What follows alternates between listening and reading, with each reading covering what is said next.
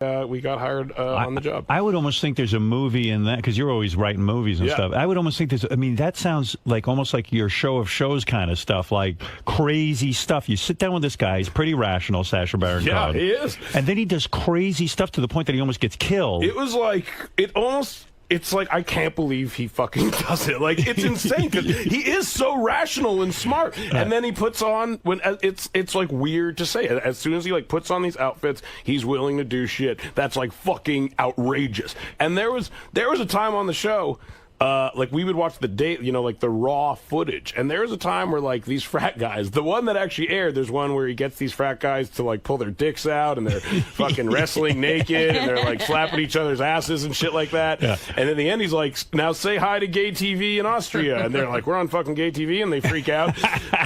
And that's what they aired. And after that, the guys like seriously almost kicked the fucking shit out of him, and they started wrestling the camera guys and shit, and he fucking ran. But he's mic'd the whole time, so his microphone's on, and but he doesn't break character. You literally hear him running, being like, "Oh fuck me," and he's doing this gay Austrian voice. And on the footage, it's like you just see cameras getting jostled and guys like getting angry and throwing shit. You just hear him being like, "Are they following me? Are they following me?" Did he? Did you help write the movies that he did? I've helped out. Yeah, like a couple days I've come in and just kind of pitch jokes and stuff like that. So when you're 22 years old and you apply for a job like that, you'd written Superbad by yourself, but no one even really can give you sort of feedback as to whether it's good or bad. Yeah. And so you went to college, right? No. You didn't? I didn't graduate high school. Yeah. It's unbelievable. Yeah. Was that your first job in show business, writing for Ali G Show? It was, well, I'd done the TV shows with Judd, Freaks and Geeks, and Undeclared, and I was a writer on Undeclared, so I'd been like a TV show writer before. But Ali G Show was the first job me and Evan, who I wrote Superbad and Pineapple Express with, that was like, and I produced this movie with, that was the first job we ever like officially got hired to do together. But when you don't go to high school even, or you drop out of high school, how do you even know the format for writing a movie or writing on a TV show? Don't you have to have a certain expertise in how to write a television show? Well, something like...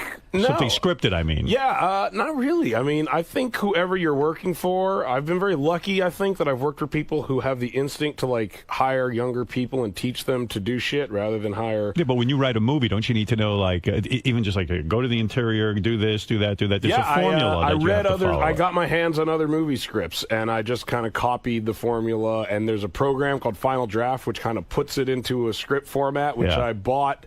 In high school, I went out and got it, and the guy who became your writing partner. I mean, here you are, a guy who smokes a tremendous amount of weed, who didn't graduate high school, and you're like, hey man, let's be television writers and get our own movies. Yeah, I mean, he has to be insane to team up with you. No, he was. I went to high school with him. We started writing together in high school. He was there with me the whole time. Beavis and Butthead, only it worked. Yeah, you guys kind of are Beavis and Butthead. The fact that it fucking worked is bananas, and I bet people who look at us and like the people who grew up with us and see that like somehow we became the ones who were able to do what they wanted is probably the most frustrating thing in the entire world. Did he graduate high school? He did, because he stayed in college and he graduated from college. So he's like the brains of the outfit. Yeah, I guess not. If you met him, you might say otherwise. I make him look very unprofessional. What was the first thing you wrote together? Superbad? Yeah, we started writing Superbad like in high school. Yeah, that's what we would do instead of fucking... Did your parents think you were a douche for, like, writing Superbad and thinking that it could be something? Yeah, spending all your time in the room writing? No, my parents actually were very supportive, and his parents thought we were fucking assholes and would actually, like, tell us to go outside and play. Like, literally, like it was 1963. Like, it was the weirdest thing ever. And I make fun of them constantly to this day, his parents, for being so unsupportive, so grossly unsupportive of us. I realize you're like a real sort of connected guy emotionally because you're able to be friends with guys and really maintain friendships. Like I'm not that way. I have a hard time with that kind of stuff. Really? Yeah. So when I watch your movie, even I was watching the movie and I realized from other interviews that this movie about a guy having cancer is actually your real friend. Yeah. And you actually were friendly with him and you said to him, hey, let's write a movie about cancer and what you do when somebody gets it. And I got to tell you, I was like, I don't want to watch this movie. I'm going to bail out after 20 minutes because I don't want to see a fucking comedy based on cancer. And I don't know how many tickets this thing will sell, but it's fucking excellent movie. Thank you so much, and this is your best role, I think. Oh, thank you very much. I really, truly believe that. Thanks, man. I really appreciate that. It's great. I mean, and then you seem to ad-lib through a lot of the movie because when there's one scene where a dog starts licking the other dog's balls and you go, whoa, look at that. He's licking his balls. Yeah, I did. My wife turned to me and go, that can't be in the script. That would be the most weirdly well-trained dog ever. He will lick your dog's balls on cue. You're incredibly comfortable on camera, aren't you? I mean, to the point that you do a lot of ad-libbing, huh? Yeah, I mean, and that was, I mean, again, like you said, it's a small movie, and I think that gave me some, and I was one of the producers on it. Like, me and Evan were literally the bosses on the set, generally speaking, which was fucking horrifying. But it kind of gave us permission to do whatever we wanted, and the director was really great, and the writer's really great. And are you high when you make the movies? Sometimes. Yeah. Do you pick your spots, or do you... I can get high for this scene, or, I got to be really straight for this scene. I'll generally isolate 2 or 3 scenes that I think I probably should get high for, and then I'll generally go out the window. We'll do one take of it. I'll be like, I got this. Let's go to the trailer. Can people tell when you're high or not, or they don't really have a... I don't know. Watching the movie, do I seem high? No, but you seem incredibly relaxed. Okay, well, then that's how it comes across. And you're having a lot of fun, it seems like. I am. I definitely am having a lot of fun. Now, I think it was wise of you not to take the lead role. Me too. Yeah, I mean, you could have easily put your ego there and said, hey, I'm a pretty big star now, and I'm going to be the guy with the cancer. Instead, you were the friend. Yeah, I just didn't, it would have been, I don't know. I feel like you wouldn't have sympathized with me that much if I had cancer. When you brought this film around for people to see so that, the script, so that you could get financing. Yeah. Did they say to you, hey, Seth, you got a great career going, we think you're brilliant, but fuck you, we're not putting a dime into your cancer movie? No, they actually... were receptive? They were receptive because we approached it wisely, I think. I think because we didn't try to make like a big, huge, fucking expensive version of it. That would have been really... that would have been ridiculous. That would have been, horrible idea. Right. But because we decided, let's just make it kind of on the smaller side, and if it turns out good, then it'll, like, come out like a normal movie. And what happens? You don't get paid... I guess you get a lot of money for a film now. I mean, you can get, what's your quote, $5 million? $10 million? No, it depends on the size of the movie, but somewhere between those two numbers. Between $5 and $10 million. Yeah. So when you make a movie like this and the whole budget's $8 million... Yeah, I don't get paid anything. You don't get paid a dime? No. But you'll make money if the movie makes money? If the movie makes money, I could make... If the movie makes a ton of money, I'll eventually make probably what I would have got paid for doing any other movie on Earth. So how long does it take you to make this movie? I mean, from developing the script to being in it and the whole thing. Well, Will... the guy who wrote it, Will, who actually I met on the LEG show, his job was to book the guests. Will's the guy who actually really got cancer in real life. Yeah, he's the guy who really got cancer. He was your buddy. He's my good friend, and he got sick in 2003, and we literally started convincing him to write the movie like while he... we would joke about it while he still had cancer. It was kind of like a joke we would say. Is it true you went with him for his chemotherapy? You drove him to the hospital, that you told him to get rid of his girlfriend? Is that true, or did you kind of write that for the movie? He didn't go through chemo, but I did drive him to the... I was like his best friend throughout the whole experience. And right.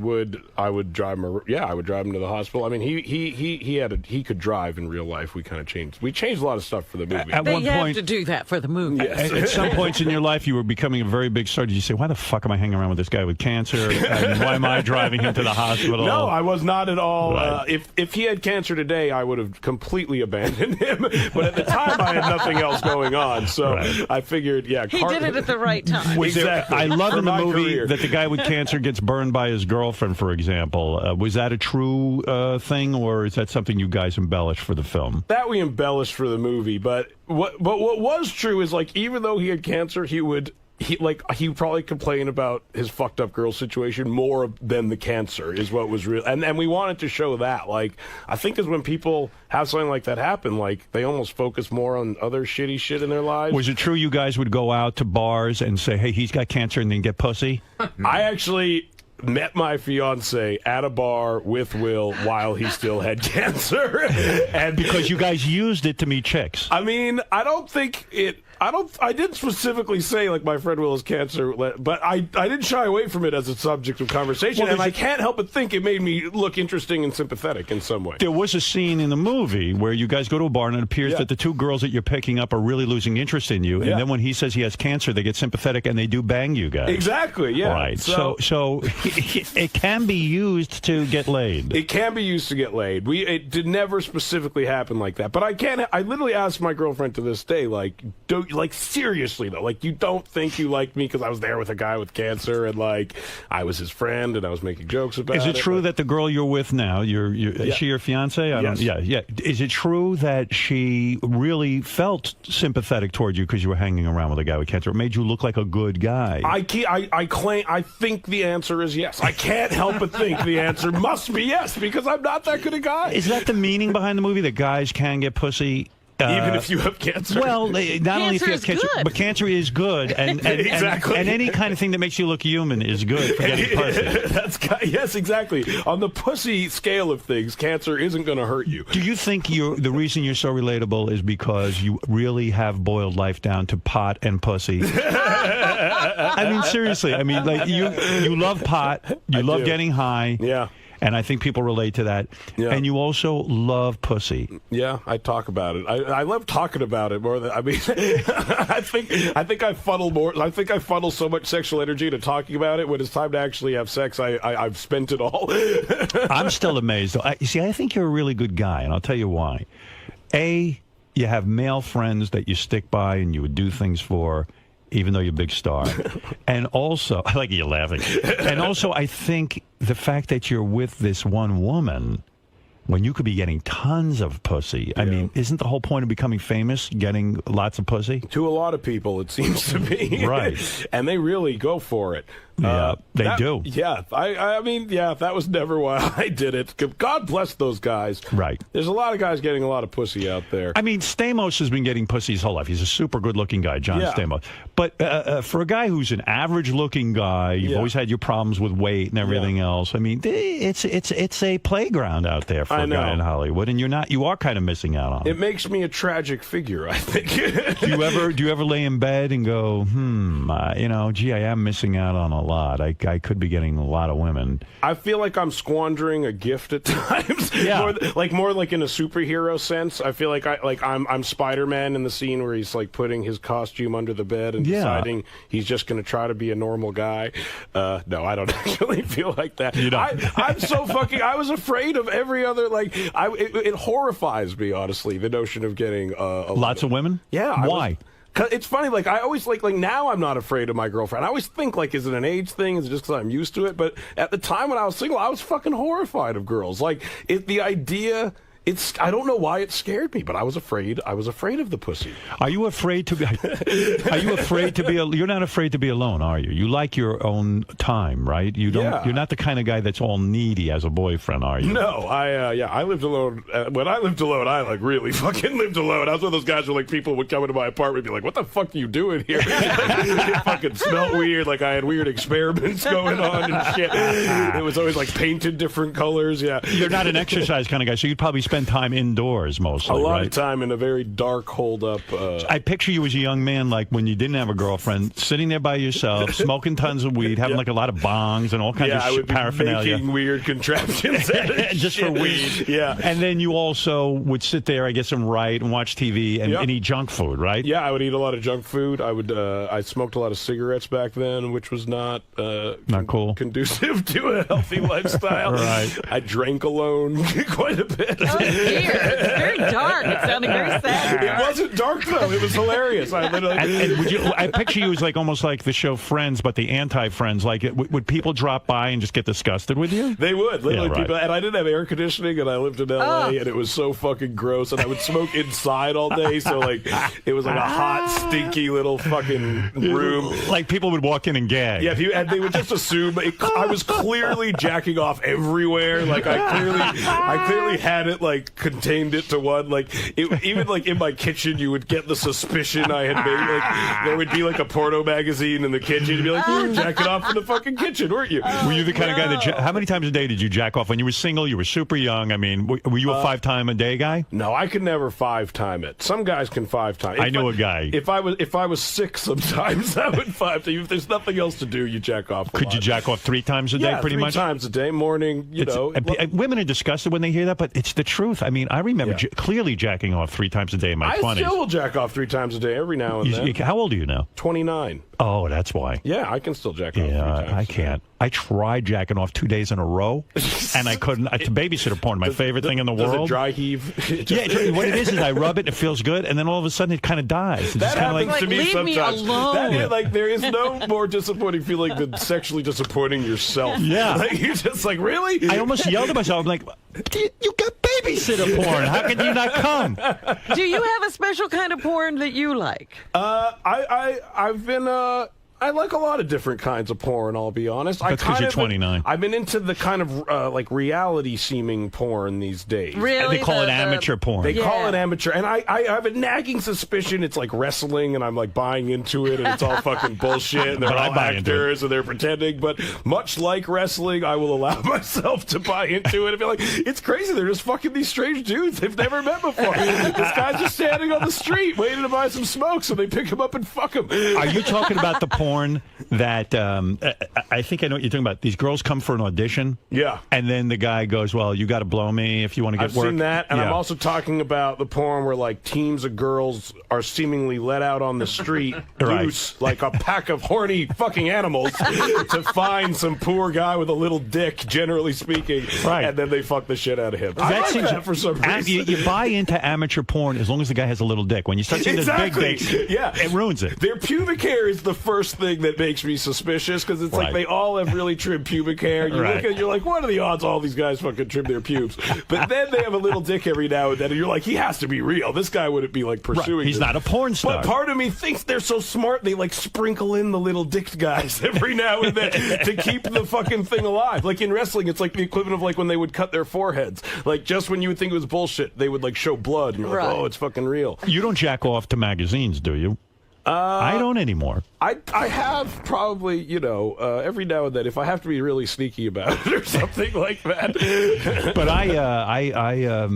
it's hard. It's hard to jack off. I use my iPad now. Oh yeah, I can get porn on my iPhone and my BlackBerry. I can watch pornography.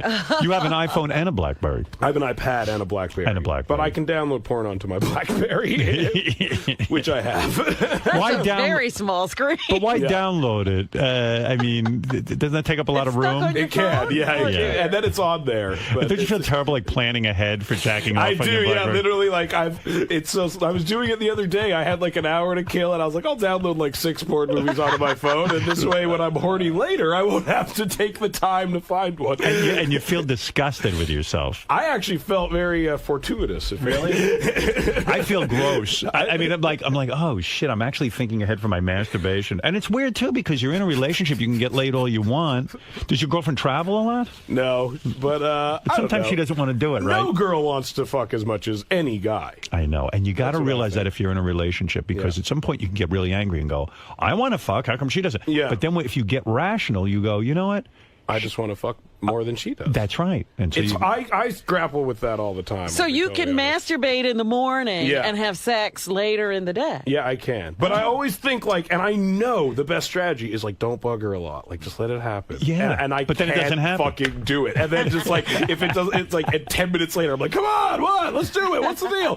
And I know it's a bad strategy. I know I shouldn't bug her about it. I know for a fact I should just let it. I know, but but then you could end up waiting days. Like that's my fear. I said to my wife, I said, come on, let's take a shower together. And she's like, no. Yeah. I go, no, I think we should. And then I act all disappointed the rest of the day. I know, and then I feel like a fucking idiot too. And that's what then I act disappointed, and then maybe she'll want to have sex with me, and then I feel like it's fucking charity pity sex, which I'll still take, but I'm not. It's not as exciting as when it's good regular. Do you ever occasionally feel like saying, hey, wait a second, I'm Seth Rogen? Or like sometimes I'm even like, hey, I'm famous. A lot of women want to have sex with me. I was joking about a system recently where, like, anytime another girl tries to have sex with me, I get, like, 1 credit for sex that I could then use on my girlfriend. So I could then say, like, I had, like, 10 girls try to fuck me today, so you owe me 10 fucking credits that I can cash in at any time. However, if that was real, I would get dumped in 2 fucking seconds. Do you ever think to yourself, like, after you make, like, when you showed this movie to your girlfriend, everything was all done, and I guess you go to a premiere or some screening or something. Yeah. Do you think she's going to fuck you, like, right after the movie because you're, like, so good in it? And then if she doesn't, you feel like a jerk? I've never actually equated those 2 things. I think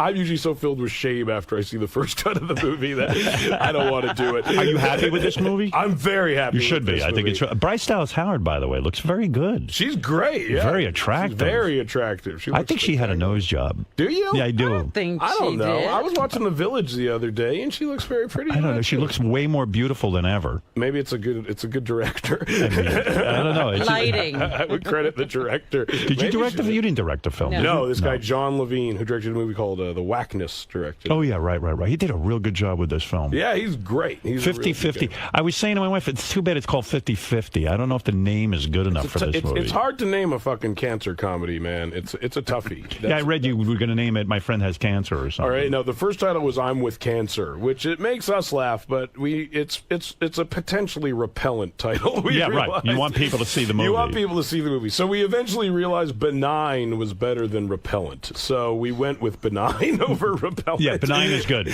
Benign's fine. In fact, I couldn't figure out what the name of the movie was at first. Yeah, exactly. Is it one of those movies that opens wide, or does it open in small release? No, it's opening as wide as it's opening. Right. But it's opening pretty wide. It's opening everywhere. It's on like 2,500 screens or something. And when you make a movie for $8 million nowadays, I mean, I don't know what that means, but it seems like a low amount of money. It means there's not going to be a lot of explosions or car chases. Exactly. But there's so much waste goes into movies, like it's fucking ridiculous. Yeah. Like the day-to-day shooting is almost it's like the amount of food and trailers and fucking bullshit that goes around the movie. The actual shooting of the movie is almost no different. When you're sitting there and you're a hot actor and you could be getting some big movies, well, you're a hot actor. I mean, you're getting big parts. When you decide to do a small movie, do your business people come to you and go, "Listen, genius, you're hot right now. You got some great offers. Don't waste your fucking time making an $8 million movie where you're foregoing your salary." And how many months and years did you spend on this thing anyway? A few years, probably like the last 4 years. We've really been trying to get it together. Maybe 3 years.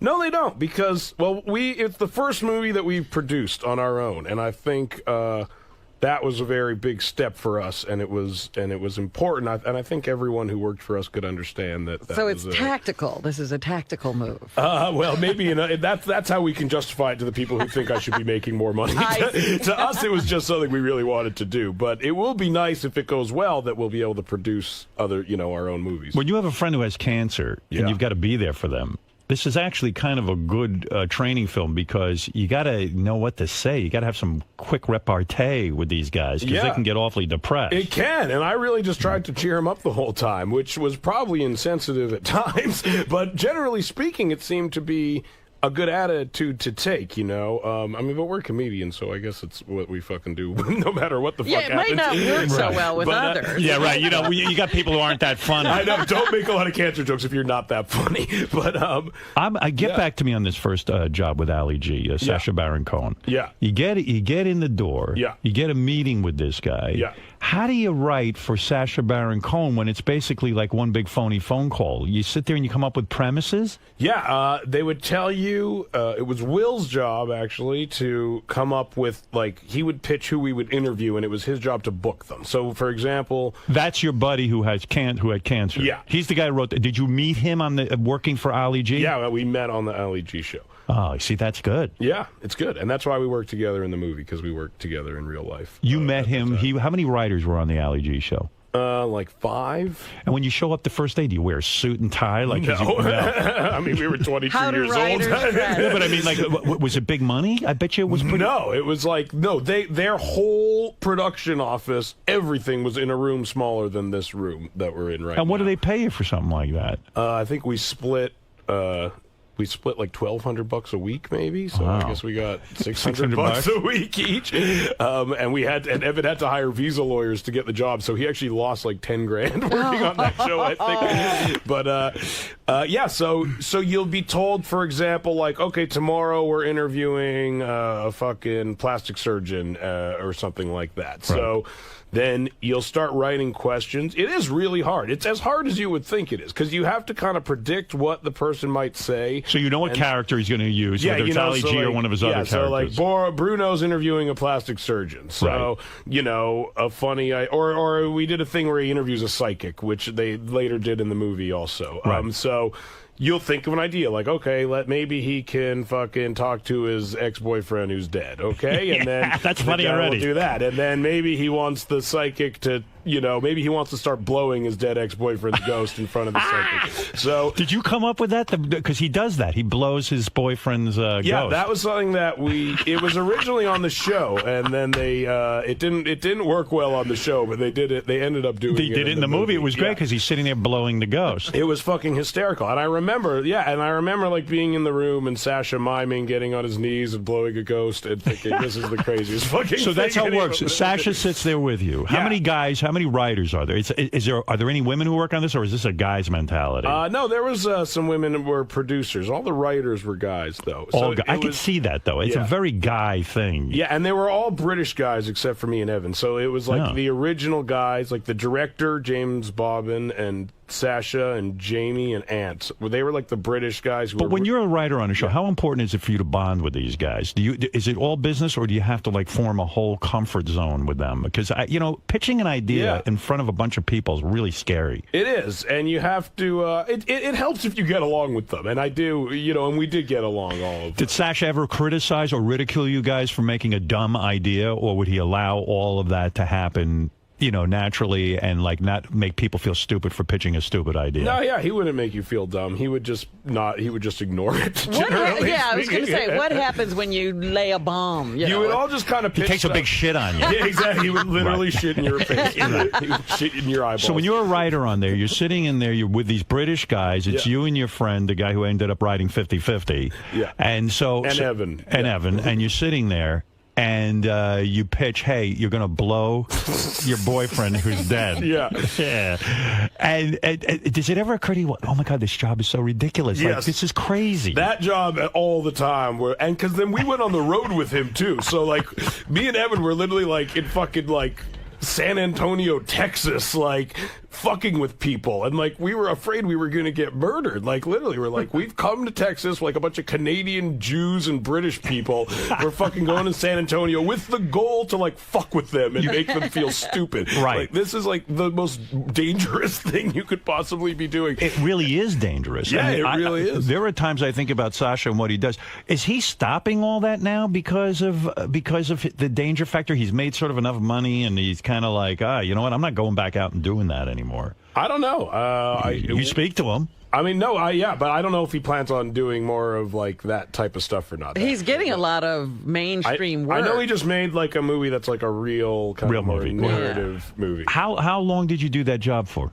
It didn't last that long. I think it altogether lasted like 6 months or something. And that comes about from giving him the script to Superbad and saying, this is what me and my friend Or wrote. maybe his agents. I mean, I honestly don't even know if he had read Superbad. Like, we could have just been like one of 10 names that was submitted, and he met with a bunch of guys. And who was the person that believed in you so much that when you were some schlub who dropped out of high school that took you on as a client and represented you and thought your work was so good?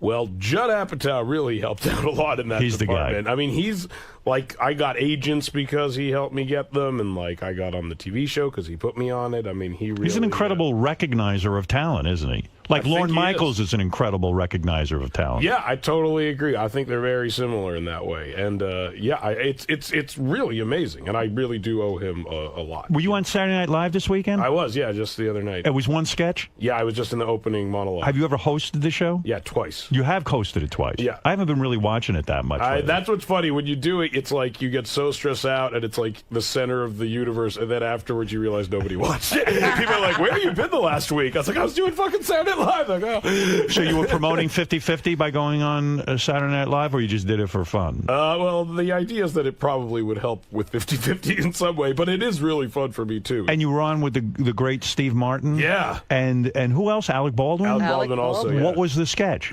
The sketch was that Alec Baldwin...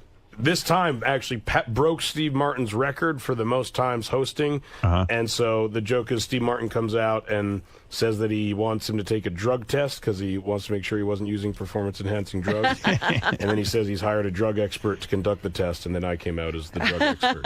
They give you that script to do? They say to you, we have an idea for you, Seth. We want you to be the guy who does this, this, and this, and the other thing. Yeah,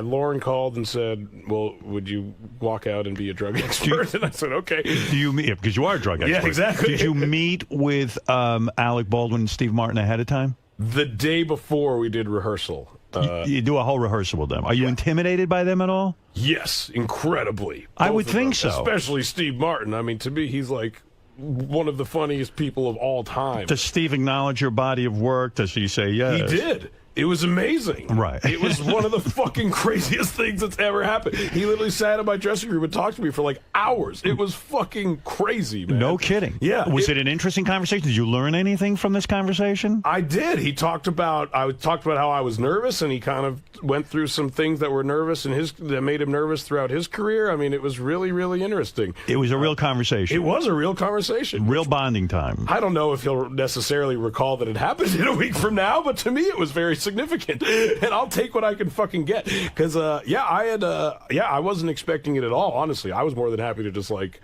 fucking be around him. And he literally just, like, was like, mind if I sit here? And it was, we talked for hours. It was fucking crazy. Do you get nervous doing something live because to me, you know, you're used to doing it on film or, you know, doing a rehearsal, this and that, but this is live. You can really fuck it up. And if you fuck up Steve Martin and Alec Baldwin, you're a real dick. I am a huge fucking dick if that happens. Well, look, I literally had one line, and I knew it was good, so I actually didn't get nervous at all. I had a few beers. I was very relaxed. It went very well.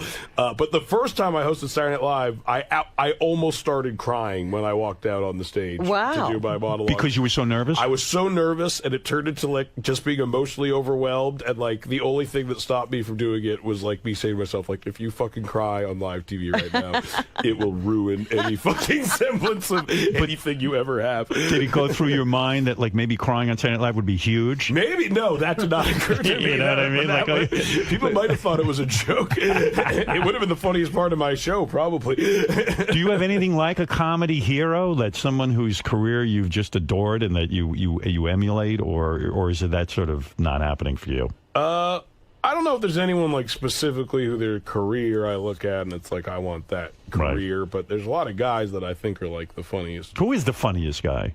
I don't know. Steve Martin's one of the funniest guys. He is, I think so. I think Albert Brooks is one of the funniest guys. Yeah. Do you follow him on Twitter? He seems to tweet a lot now. He tweets a lot. Are you on Twitter? I'm not on Twitter. I don't tweet. Yeah. But how do you know he tweets a lot? Some people have told me he tweets a lot. I would think that'd be something you're into. I mean, if you're sophisticated enough to download porn onto your BlackBerry, exactly. You think you'd have a Twitter account. If I can ejaculate from it, I'm not that interested.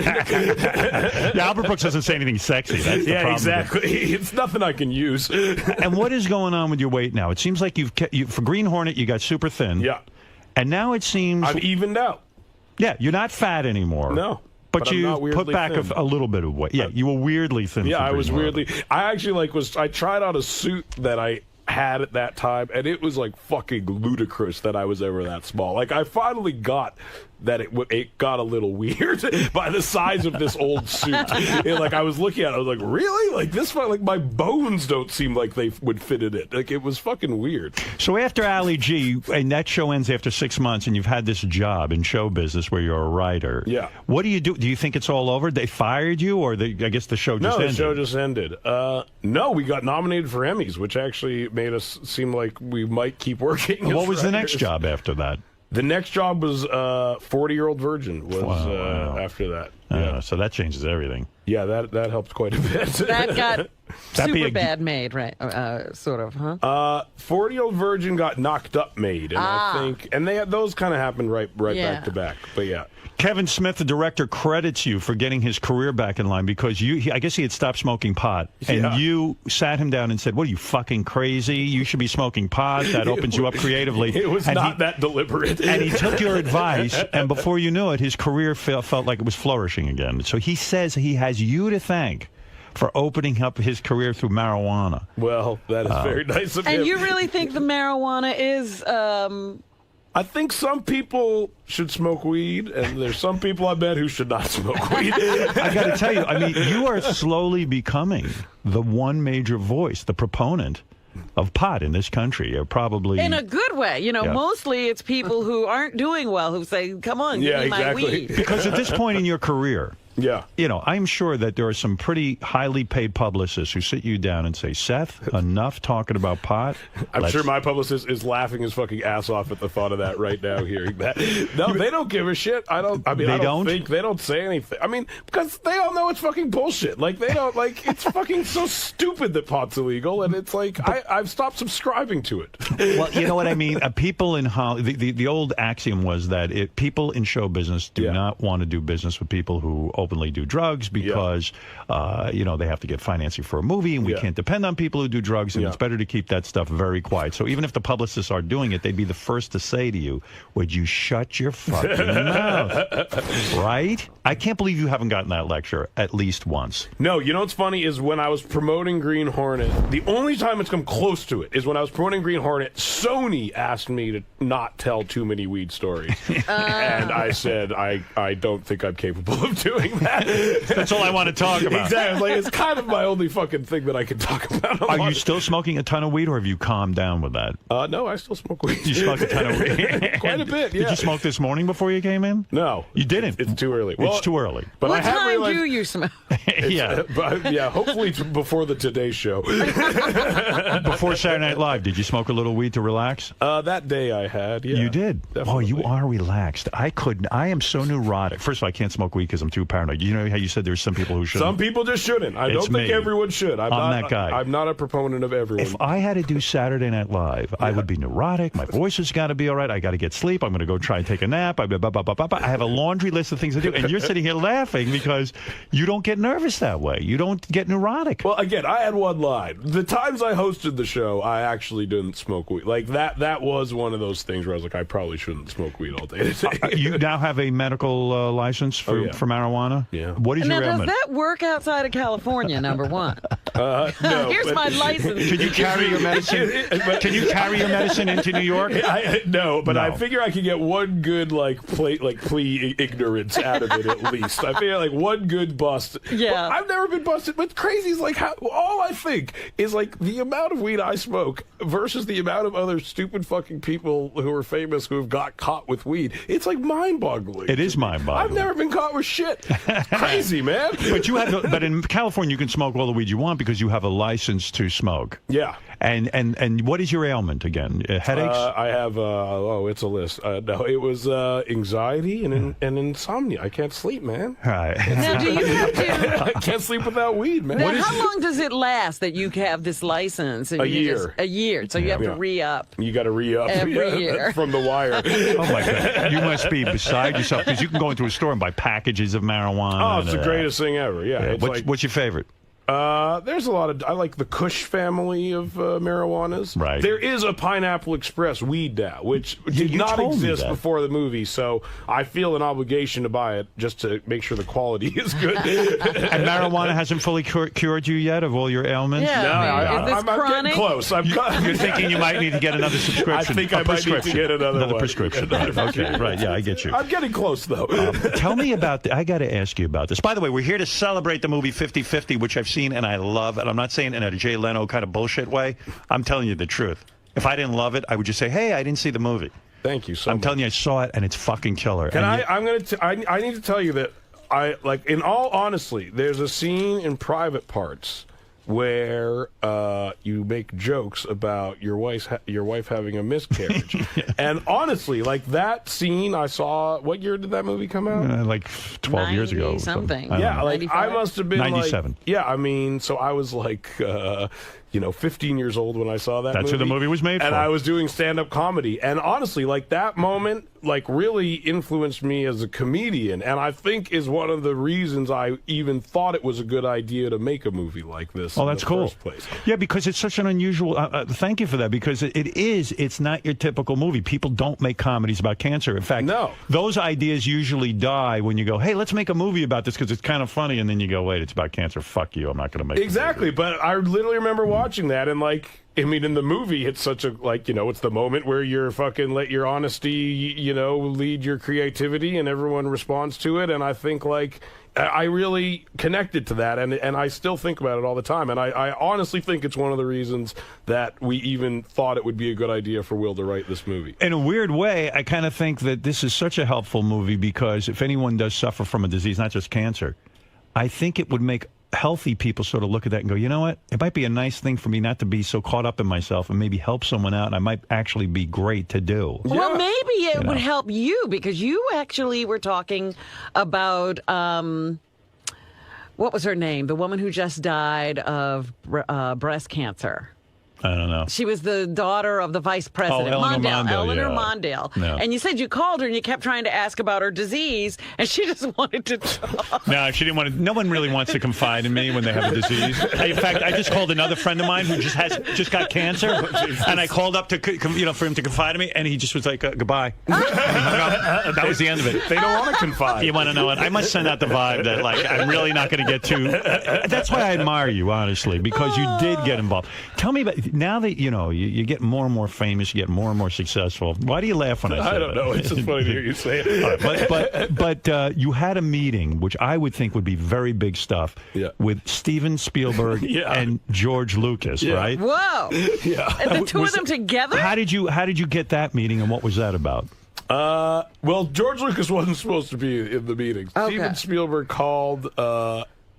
He wanted to meet with me and Evan about potentially producing some movies that they had ideas for or something like that. Now, that's interesting to me. He certainly is capable of producing a movie without you. So is it the idea that he wants to produce it with you so you'll be in the movie? No, I think DreamWorks themselves was just saying at that time they didn't have a lot of... I think sometimes the studio has more scripts than they have people they trust to oversee the making of those scripts. I see. So the meeting was... Hey, Seth Rogen and your writing partner, sit down with us. We're going to tell you about all our projects that we have, and we'd like to assign a few of these to you. Yeah, maybe you guys could oversee the making of them. And we'll be partners in them financially, and we'll see how it goes. Yeah. Wow. That's a big fucking tap on the goddamn shoulder, isn't it? And then you walk in. And we didn't end up doing it, though. And George Lucas is there, too. But why did you end up not doing? In all honesty, we just didn't respond to any of the ideas that much. Do you get high before a meeting like that? Probably. You probably did. That's how relaxed you are about this. My new rule of thought, like, I'll admit to smoking weed all the time, but I'll never admit to being stoned. That's how I realized I could keep this going forever. Because it would be insulting to Steven Spielberg that you showed up for the meeting high. If he asked me if I was stoned, I'd say, of course not. But if he says you smoke weed all the time, I'd be like, oh, yeah, of course. So you're probably high now, but you're not admitting it. Probably. Right. Okay. That's what I thought. So you did smoke. You did smoke before this interview. No, I did not. What did George Lucas add to this meeting? Wait a second. So you are stoned now, or you're not stoned? I'm not stoned right now. He just smoked. So that means you are. All right. So then the meeting, the reason it got weird because George Lucas has weird ideas. He does, yeah. Well, it was first weird that he was fucking there at all. The fact that he's a person that exists was strange to see. I'd met him once before, and literally all I could fucking muster to say was like, hey, man, love Star Wars or something fucking stupid like that. By the way, did you see recently that William Shatner said that Star Trek was way better than Star Wars because Star Wars didn't have any good stories, like it wasn't like there was no relationships or anything like that. So he has declared that Star Trek is better. Do you agree with this? I was honestly more of a Star Trek fan than a Star Wars fan. Me too. Always. I agree with Shatner. Yeah. The Shat has got it right. The Shat got it right. He shat really... on their faces. The first movie was great. And there were relationships between Leia and Luke and the... it went down from there. Come on. Yeah. All right, so you're sitting there. His name? You're sitting there with Harrison Luke. Ford's character. You're sitting there with Steven Spielberg and George Lucas. Yeah. And very surreal. So Lucas starts talking about some weird shit. He starts talking about how he... and from my perspective, it seemed completely genuine. I cannot iterate that enough. Completely without a shred of irony. Okay. That he thought the world was going to end in the year 2012. Right. He does believe this. And he went on to explain in great detail how the world is going to end. It's a shifting of tectonic plates or some fucking thing, and the fucking poles are going to switch or some shit like that. And I made a joke like, oh, good thing the Skywalker Ranch is on the other side of the fault line. And he was like, it is a good thing that the fucking Skywalker Ranch is on the other side of the fault line.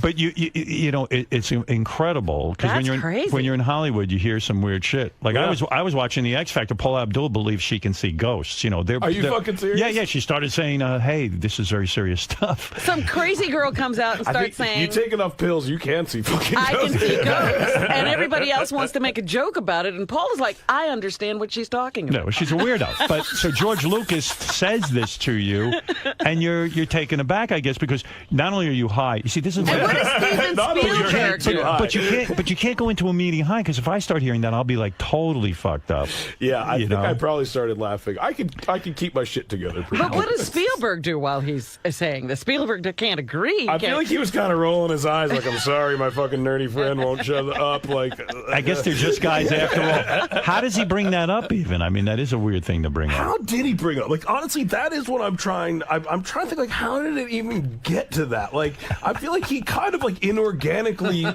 ushered the conversation into that direction. Like, yeah, you just don't bring that up on a whim. Yeah, like, unless the year 2012 somehow came up, like, oh, well, the world's not going to exist anymore. Right, was there a project that existed for 2012 and he went like, shit, no one's going to get to see it? Yeah, unfortunately, that's not going to work. Right. I can't. We need you to make these films in 2011. Yeah, exactly. We have a hard out on all these movies. But then why do anything if the world's going to end in 2012? See, I'd rather be in a meeting with a guy who talks about smoking pot as opposed to the world is going to end in 2012. That would keep me from doing. If you said to me, I didn't do any projects with these guys because you're sitting there talking about the world ending in 2012. Yeah, exactly. And especially when you're stoned, it's a bummer, man. Yeah, it really just confuses you. It's just a bummer thing to hear. Well, now the guy who got cancer in 50-50, the guy who the movie's about. Will. Yeah. He gets cancer on his spine. Yeah. Like it's like a weird thing, like the tumor is wrapping around his spine. Yeah. Was that what he really had in real life? Yeah, he actually had that in real life. The MRIs in the movie are his actual MRIs from real life. And he was a health freak, which is even more funny to me in the movie because you're such a fucking slacker eating shit and garbage throughout the movie. And the guy with the cancer is the health nut. Which seems to happen to a lot of people. I mean, he wasn't quite like that as much, but he was definitely healthier than I was. And he was the guy who won't even cross the street against the do not walk sign because he's so paranoid about it. He was really neurotic. I mean, comedically speaking, he was the funniest one of my friends who could have gotten cancer. Right. Because he dealt with it. I mean, like, it was like the last guy. Like, you figure, like, a lot of my friends, you'd be like, oh, he'd be able to deal with it. Like, he's not that neurotic. But he was the one where it's like, oh, no, not him. Like... Are you starting to now get tremendous amount of email and things from people with cancer who want you to hang out with them and be their friend? Cheer them up. There are people that like emotionally are opening up to me in a way that I never have had. You know, I'm used to people telling me like their fucking drug stories and shit like that. Yeah. And now people are telling me their cancer stories. And this is a new side of you, my friend, because you are sensitive, it turns out. It turns out, I guess I am. At least I portray it in the movies. Yeah. Yeah. But it's not, I mean, it is, I'll be honest, it's like, it's not a conversation I'm generally ready for emotionally, because again, I am stoned most of the time. But I'm glad people like the movie enough that it inspires them to do that. I hope the movie does well. I really do. I think it's a really good movie. Thanks, man. And I mean, you hope it does well because you got your life tied up in it. I hope it does well because I just like the movie. Thanks, man. And I don't want my friend who have gotten cancer and we make a movie that fucking bombs out of it. The cancer dude is here with you, huh? He is here. The guy you met on Ollie G. He's also the ayahuasca guy. Let me talk to him. Really? Yes. And this guy's fucking nuts. He's done ayahuasca like 17 times. 10 times he's done it. Oh, my God. That's crazy. He's done it 10 times. That's and he will actually claim amazing that. I mean, hey. Oh, there he is. It's Will. Hey, Will, how you doing, man?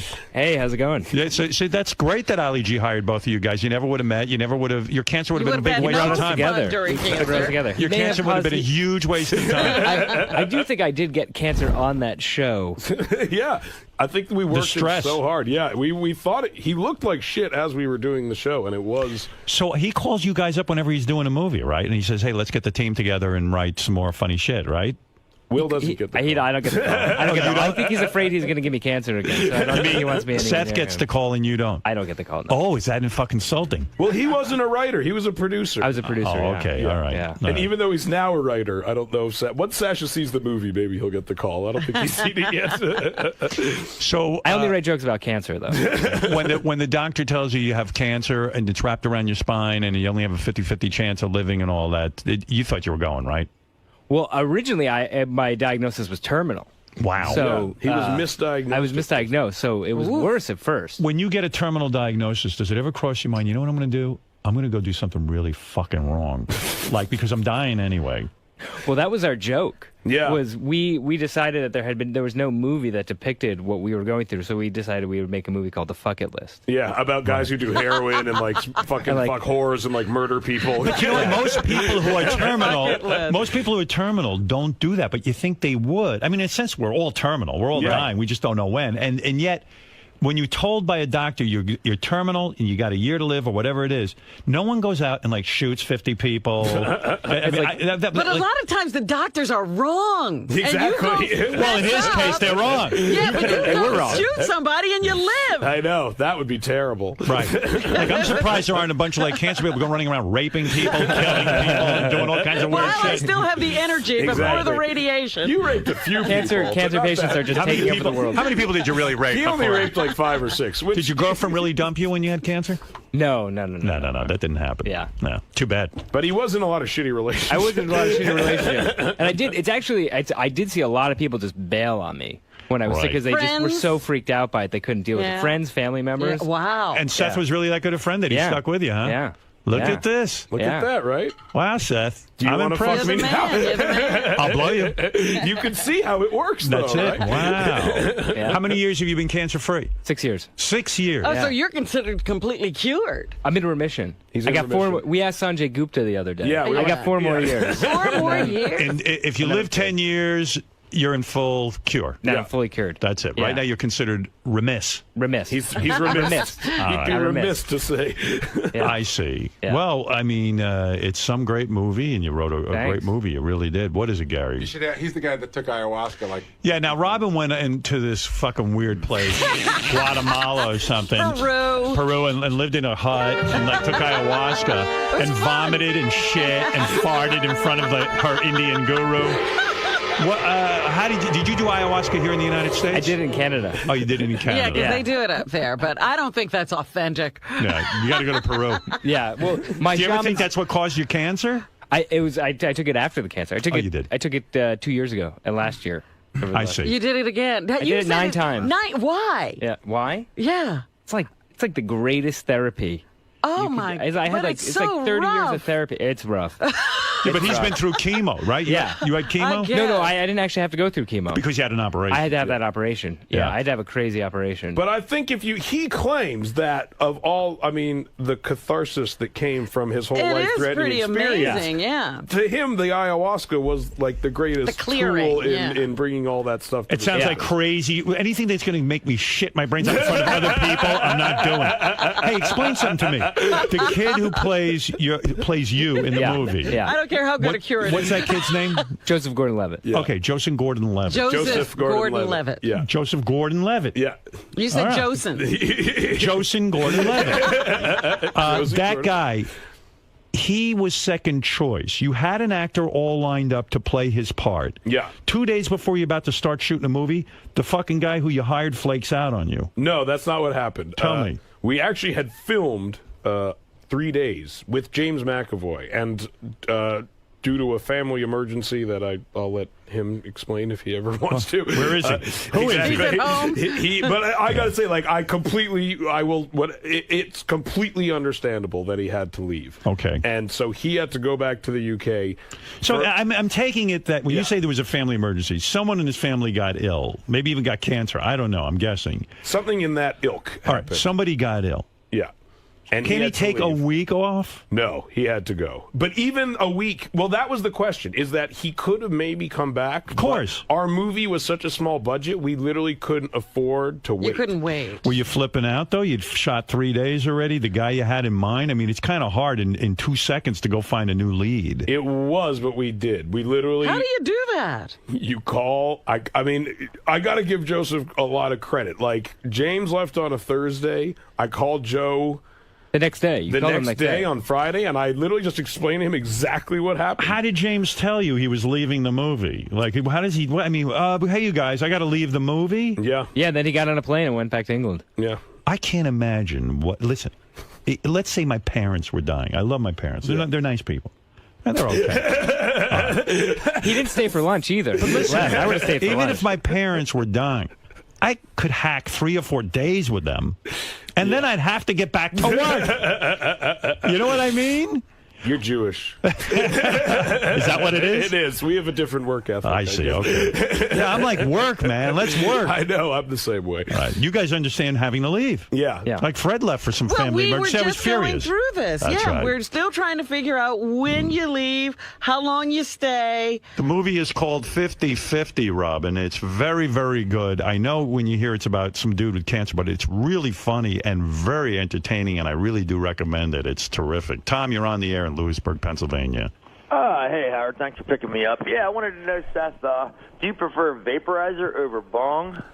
I think vaporizers are... you got to be more patient than I am for a vaporizer, because the whole thing is that you're just trying to find like that magic temperature that vaporizes it, and I always get impatient and just turn the fucking thing all the way up, and it essentially just smokes it like a regular pipe anyway. Yeah, that was my next question. What temperature? Yeah, I go joint, my friend. Do you ever worry about cancer? I mean, you're smoking a tremendous amount of smoke into your lungs. Yeah, I do worry about it sometimes. I don't think people who smoke a lot of weed realize that it's the same as smoking cigarettes. If you're smoking, how many joints a day are you smoking? Let's be honest. A couple. That's a lot of smoke going into your lungs. It is. I agree. And that's why I try to... the vaporizer is something I think I should use more. Do you not like the pot brownie? No, those things fuck me up. Like, there's no middle ground with weed brownies. They either do nothing or they fuck you up 100,000 times more than you want to get. They fuck you up to the point that you can't function. Yeah. It's not a good high. Right. I don't like that high either. You guys are after functioning on you. Yes, exactly. I don't want to... I want to be able to live my life stoned. Now, I've smoked this weed in California many years ago, and I got to tell you something. It was so strong then that I could barely function. So if you're telling me a pot brownie fucks you up to the point that you can't crazy. No, I cannot it's like fucking... tripping, Howard. Can you,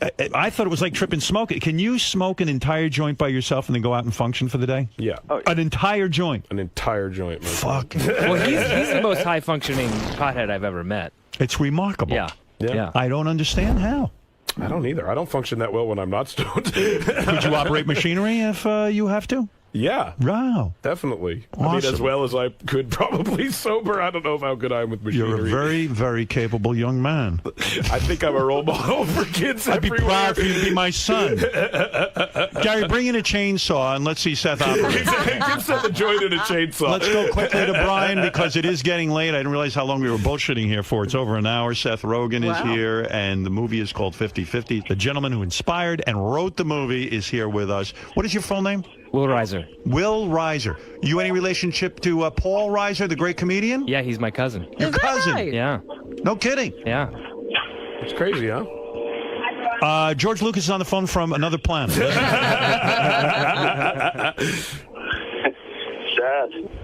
Yeah. I learned it from watching you, man. What? I said I learned it from watching you. I learned it from What Paul did he Reiser ever give you a learn? What break? Did he ever do anything for you? Yeah, he helped get me my first job. Did he see the movie yet? He hasn't seen the movie yet. He's going to be proud of you, my friend. I hope so. All right. I'm Yes. curious about Green Hornet. Yeah. How do you feel that was received? I thought it was awesome. But A lot of people, I hear that. It splits people, that one.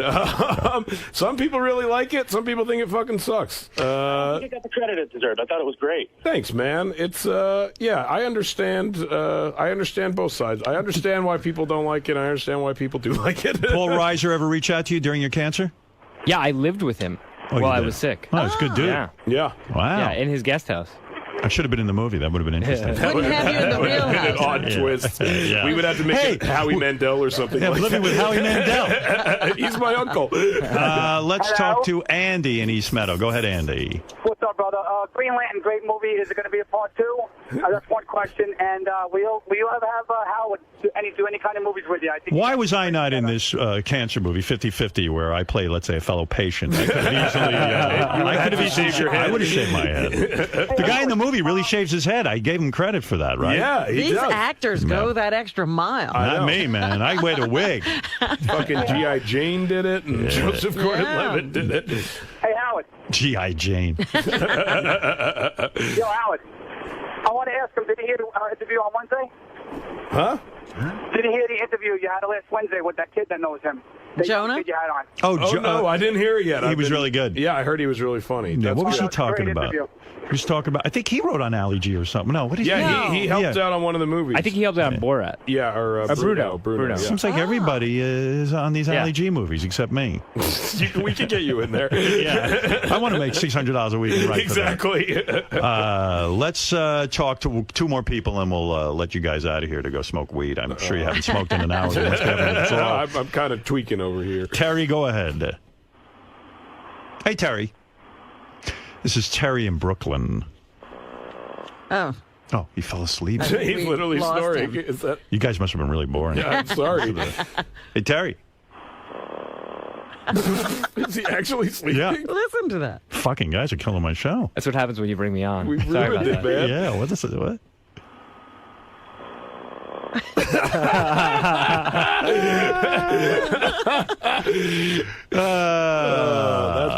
Let's go to Pete. Pete, go ahead. Pete, Kishmi Antuchasarit. Go ahead in Pittsburgh. Yes, Pete.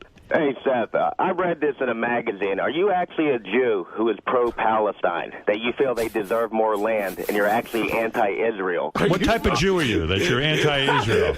I'm definitely the type of Jew that's never fucking talked about that in a magazine. I'll tell you that much. I stay away from that hornet's So you're not that kind of Jew? I'm not that kind of Jew. I hope you're Jewish, or that's offensive. What about the green? What about the Green Hornet goes to Israel? Yeah, exactly. Well, actually, in the magazine, the quote was, you said, Israelis are the unfunniest Jews in the world. They give us a bad name. I'd said that? I read that. I think it was High Times, actually. Oh, well, Israelis are probably less funny than... well, it's hard to be funny when you're constantly getting attacked. Yeah, exactly. You really read into that statement. if that's how you interpreted that, you really fucking read into that. All right, one last question from... Martin. Hey, Martin. Hey, Howard. There's 3 different studies that prove that show that smoking marijuana not only doesn't cause cancer, it actually prevents cancer. Boom! There you go. Seth will take that. He doesn't even care if it's real. Has your movie gotten any reviews yet? When does that start Lots of reviews, yeah. Have the reviews been strong? Really good. Really good, yeah. I mean, I was blown out What by about it. test audiences? Did you go to any? It tested really well. Yeah, tested like a 93 out of 100. Yeah, I bet your chicks dig it, too. They do like it, actually. My so wife it's a loved comedy you can take your girlfriend. Yes. You too, and I think if you're a guy, you have a much better chance of getting laid because you seem sensitive just by going to this movie. I agree. I think that's a good strategy. All right, one last one from Tommy, and then we'll let you guys out of here. And see the movie 50-50 opening Friday in theaters everywhere. Go ahead, Tommy. Hey now, Seth, I love your laugh. You laugh like a retard. It is a joyous laugh. Like a retard. I don't know if Howard got some emails about Jonah. I called him Jonah the Joke Man Hill. He laughed at everything he said. I thought he sucked. I thought he was boring. You thought Jonah was boring? I thought he did a good job on the show. He had great stories he shared with us. Do you think I suck? Am I better than Jonah? Oh, you're way better. Oh, see, you're the best guest ever. I'm going to tell Jonah you said that. Thank you very much. I feel that Seth's a very real guy. Yes, go ahead. On MLB Network, Bob Costas has this show where he interviews. They had Brad Pitt and Jonah Hill and the real Billy Bean and the guy that wrote the book. And Brad Pitt just seems like a real douchebag.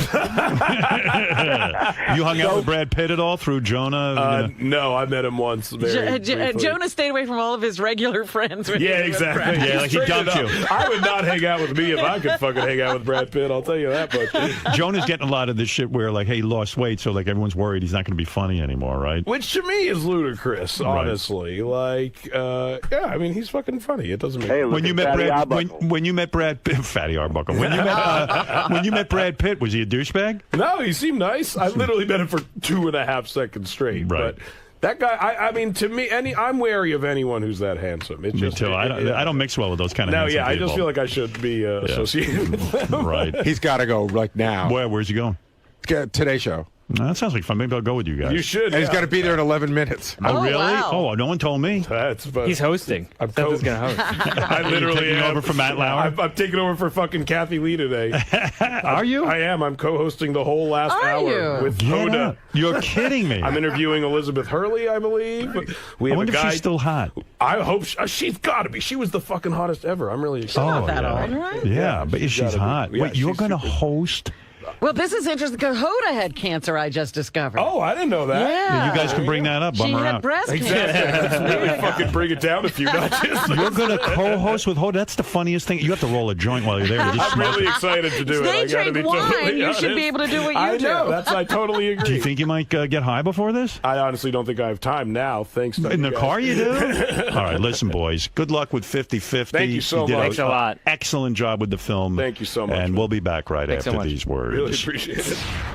Had a good time? I did a great time. So, pot, pussy, and porn? I think we covered all the bases, the 3 P's of a Howard Stern appearance. Run, so thanks for coming down, man. Thank you. Light up. I'm so glad I'm not into a club scene.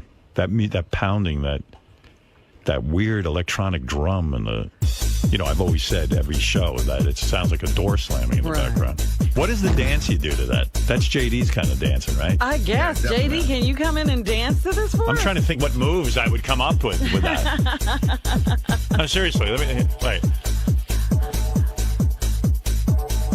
How's this, Robin? Can I get on Dancing with the Stars, please? JD. I don't already dance. What do I do to this? Give me a dance move. A lot of people, put their hands up. Oh, there you go. See, he knows the move. I thought if you put your hands above your head, you're gay. No, seriously. I'm being serious. Like, straight guys don't do this. Well, I don't really do it. I don't know. What would you do to this? You're a straight guy. Well, I only have the one dance where it's like... You see it. You see that. What is this it? Am I doing it? It's like a pirate. Am I doing your move right now? It's not like that. Do I look stupid doing this, Robin? Yes. Does he look stupid doing it? Well, he's not swinging his arms so much like that. He turns his body too.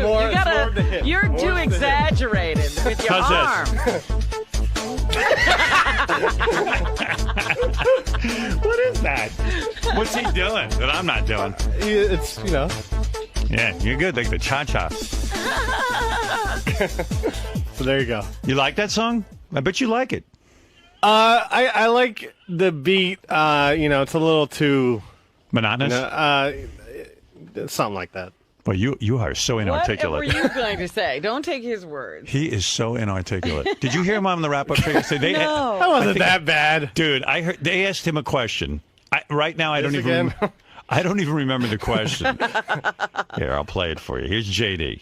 He's talking about who even knows what. Oh, taking responsibility for his office and keeping it clean because they were talking about you and all that. Did you understand Robin's attitude today towards her space? Well, no, she just didn't know what anything was or how I got there. Whatever. She seemed to be blaming other people for putting it there, whereas I take full, blame and everything in that office, pretty much. Responsibility. Yes, whatever. I mean, wow. He went to college. I mean, okay, Full Sail college, but he still went to college. Sorry. No, I feel bad for you because it must be difficult for you to communicate with Did you people. not talk in class? No, I wasn't much of a talker. In class. Me too. No, we had to for the. Could you imagine? for the final project, for the 35mm project, I had to go up and pitch my story, and it did not go well. Oh. I was the first one too. Well, I just feel bad for you because I can imagine when you're in a social setting, it must be painful for you because it's hard for you to even communicate. Sometimes, like in big groups and parties. I wouldn't want to be at a party stuck talking to you because it's like talking to like a retarded person. Oh, sorry. No, I mean, it's not. You don't have to be sorry. I mean, you have problems. Well, I'm just not very talkative. Yeah. Well, when you're sitting around with your friends, you can talk, right? You know what? He's good in email and on Twitter and stuff. He's kind of witty. Yeah? Yeah, like I read his stuff and I go, is that the same guy that I try to talk to? He's got a lot of good thoughts in there. You just can't get them out. Right? You're pretty good on Facebook. You should see what he writes about. He's good. Why don't you tell us something you would tweet? But he can't. When it comes to talking, he's weak. What do you do when you structure those tweets? Do you sit there and really think about them and then like type them out and then retype them? Sometimes. Yeah, I can see you retype them over and over before you actually put them. Well, not over and over, but yeah, he's kind of interesting, actually. Thank you. JD Harm on Twitter, everyone. Yeah, JD Harm on Twitter, everyone. Still not verified. What? Is that Klingon? Klaatu Baraktu Niktu. Klaatu Baraktu Niktu. I get that wrong. I'm a tongue-tied robot. My man. Yes? My man, JD. Yes? Has articulating your thoughts always been a tough issue for you, or is it just since you've been involved with the Howard Stern Show and the pressure? How many times have you sort of asked this question? I haven't asked this angle, though. This angle, all right. We've gone over what goes on inside your head, but I'm looking to the root of it. The root of it. Has this always been a problem for you for your entire life, throughout your entire life? Well, maybe. But think I've always back. been sort Did of you have trouble? I've always been sort of shy. Right. So, But have you always stuttered and stammered the way you do on the air sometimes? Did you do that when you're giving a book report or? No, I mean that's more just like me overthinking about being on the air and stuff. The magic of the studio is overwhelming at times. Just that, knowing like a lot of people are listening to what you say, and Right, and the way a stutterer can sometimes sing their way into, through a situation, they're always better at singing, and that's when they don't stutter. Is that why you like dance music so much? Is that the only time? That was the dumbest, combination of those two. When you hear those beats, trying to connect those dots, that was just like, whoa. When you hear those beats, are you fully realized and fully confident and fully? You're being idiotic. Is techno is that your melody that just is going on inside your head but you can't get out? Still not, no. So you just dance it, dance it right out? I don't even dance. You hear that? Hey, John Lieberman's here with the headlines from the Howard 100 newsroom. Come on in, Johnny. Say hello, and let's get that whole thing going.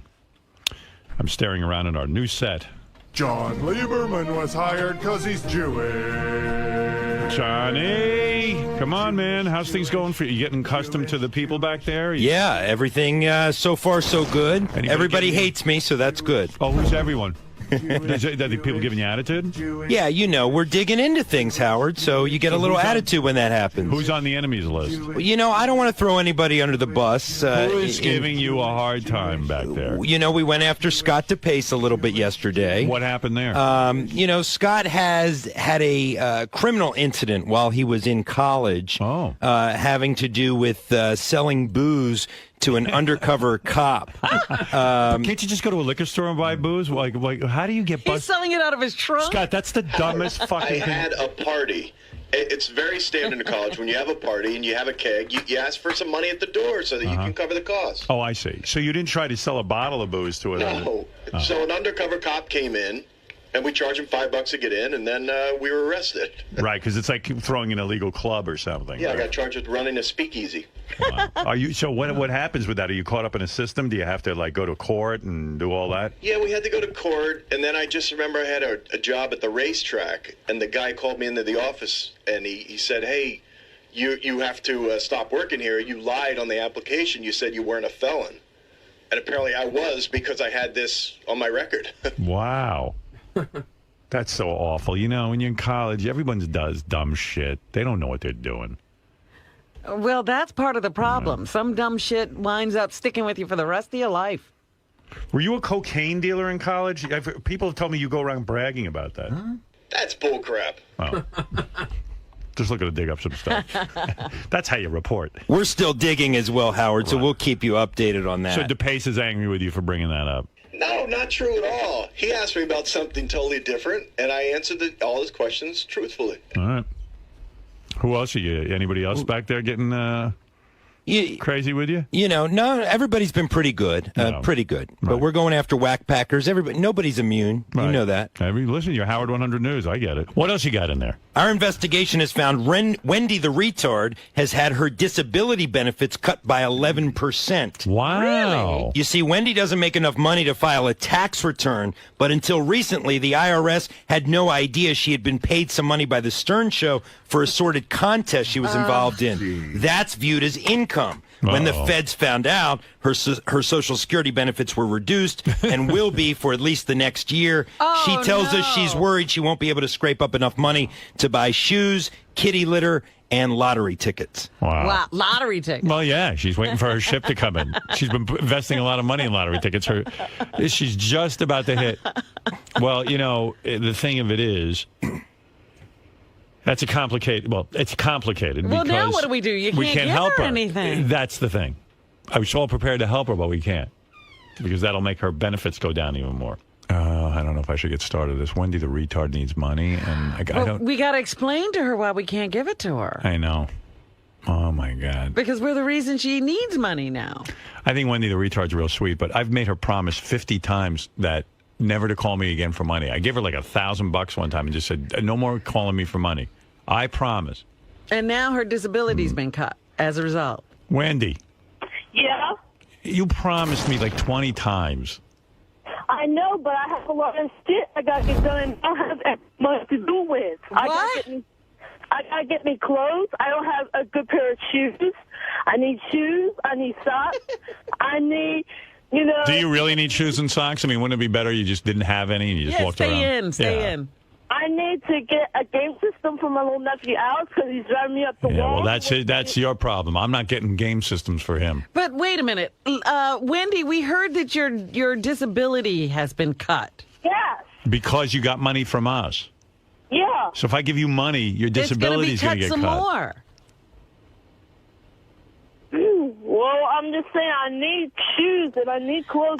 You're not thinking long term. I don't have hardly any clothes to wear. You know what we ought to do with her? We ought to get her like couture clothes, like Chanel. Like Chanel, and have her come in here and do a fashion show. Like we make her hot. We do a makeover. Oh, my goodness. And then we put her on Hoda and Kathy Lee. If you need money so badly, I heard a rumor that, in fact, I know for a fact you ate out at the Golden Corral restaurant the other night with your mom. No, that was with my retarded friends when we came to Jacksonville bowling. Yeah, and so how'd you get money for that? They paid for it. Oh. But Wendy, I think we'd be hurting you by giving you money. And also me and Good, go with that. And also me and Christina came in first place again. Oh, congratulations. In the bowling? What'd you bowl? I bowled 156 and she bowled 146. Yeah, Is there a prize? Well, when you say 156, you have bumpers on, right? Nope. No bumpers. I don't believe you. I don't believe that for a minute. Put her against Scott the engineer. Yeah, you know, I don't believe for a minute you bowled a 156 without bumpers. Without bumpers. I have it on the ribbon to prove it. And who does the scoring? I mean, no offense, you are retarded. And so are your friends.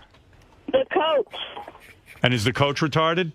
Yes. All right, well, yeah. I don't trust him to keep score. Hey, This is Wendy, suspicious. you got a 156. A 156, I didn't even bowl yet.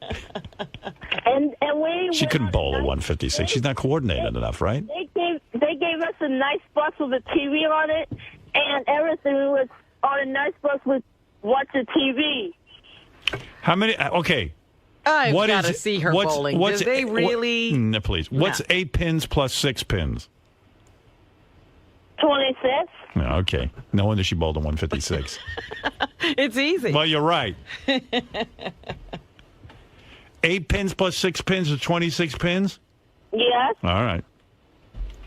So, why don't we? How come Howard TV hasn't filmed that bowling night? I would love to see her bowl. And I want to see her bowl a 156. I want to see her bowl a one. I want to see her break 100. A bowl of one. Right. Without bumpers. You're saying you're coordinated enough to bowl a 156?